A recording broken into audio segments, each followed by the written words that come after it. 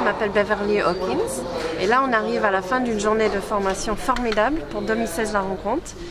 Moi-même j'ai fait un atelier sur l'accueil d'une équipe étrangère ou l'accueil d'une équipe d'étudiants.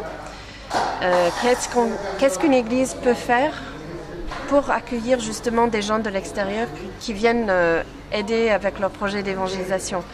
Donc on a parlé de choses très pratiques. Il faut penser au logement, au transport, à la nourriture pour ces équipes-là.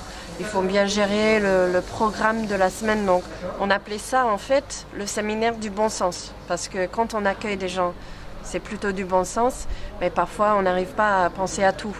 Donc voilà, on a discuté avec les gens qui étaient présents dans notre atelier, comment il fallait faire. Et en fait, on a rajouté une partie pour accueillir une équipe sportive, parce qu'on parle quand même de l'Euro 2016.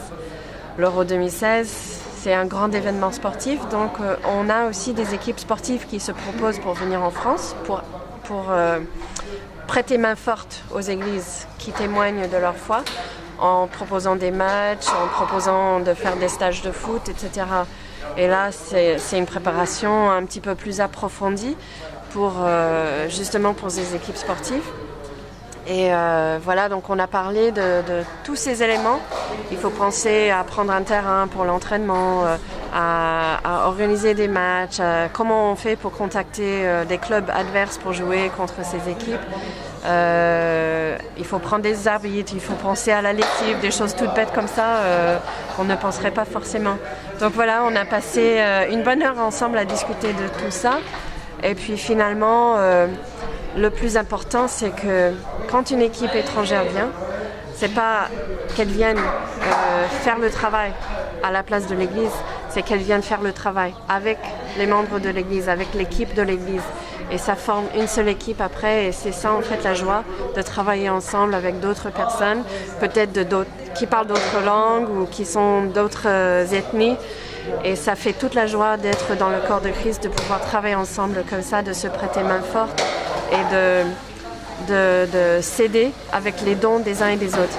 Donc voilà, pour nous c'était une joie de partager ça.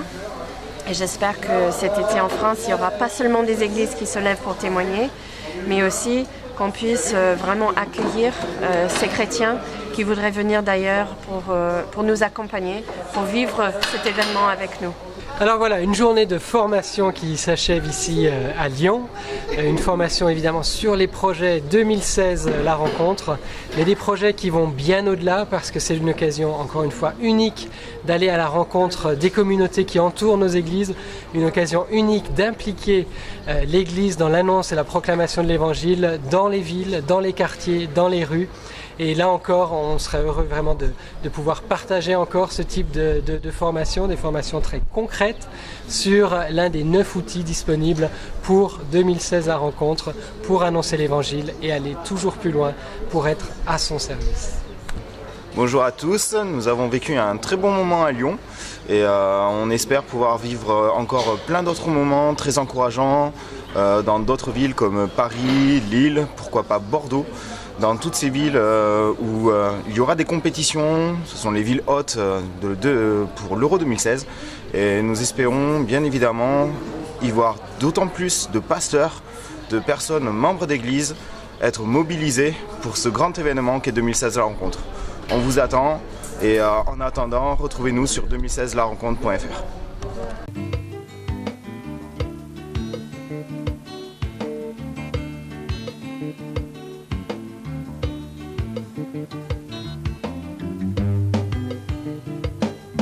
Même si le monde autour de moi s'écroule,